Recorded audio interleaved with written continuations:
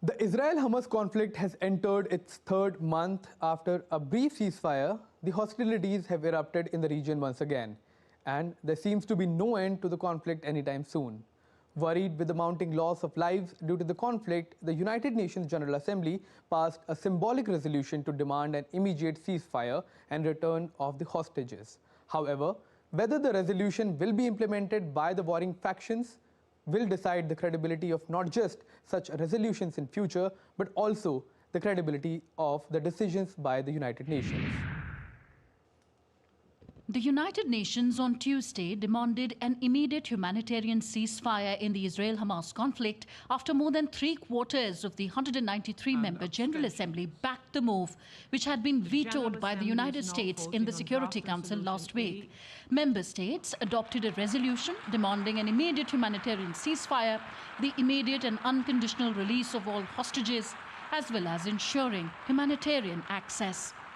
I used my recent attendance at the Doha Forum and every other platform I can to encourage cooperation among states with the same singular goal in mind: to make peace for all.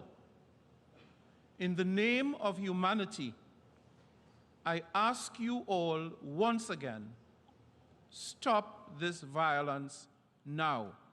The resolution also reiterated the General Assembly's demand that all parties comply with their obligations under international law, including international humanitarian law, notably with regard to the protection of civilians. The resolution was adopted to a round of applause with 153 votes in favor, while 23 countries abstained from the vote. The United States does not have a veto in the General Assembly. It voted against the resolution along with Israel and 8 other countries.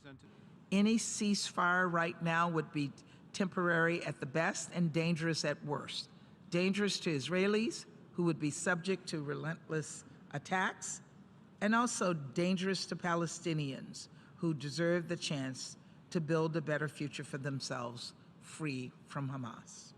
Israel's ambassador to the UN, G. Erdogan, argued that the ceasefire will only favor Hamas. He also decried what he said was a hypocritical resolution.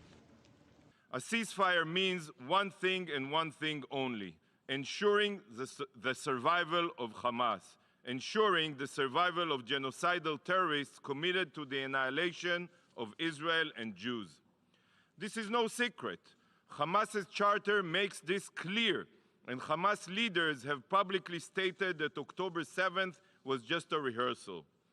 India voted in favor of the draft resolution in the UNGA's emergency session. India's permanent representative to the UN, Ruchira Kamboj, noted that there is an enormous humanitarian crisis and a large-scale loss of human lives. Our challenge in this extraordinarily difficult time is to strike the right balance. The gravity and complexity of what the international community faces is underlined by the Secretary-General invoking Article 99 of the Charter of the United Nations.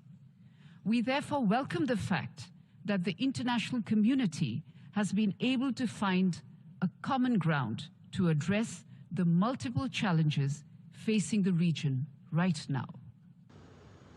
Prior to the UNSC resolution, 2 amendments making specific reference to the terror group Hamas were voted down by members. The vote comes as the conflict between Israel and Hamas enters its third month.